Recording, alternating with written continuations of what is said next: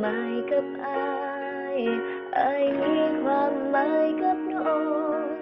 อายให้เขาหมดใจหมดกายน้องก็ยอมตายให้อายได้คือกันครองทางสองคนโลดตอนนี้โชคดีเด้ออายกับเขาโชคร้ายน้องสิรับเอา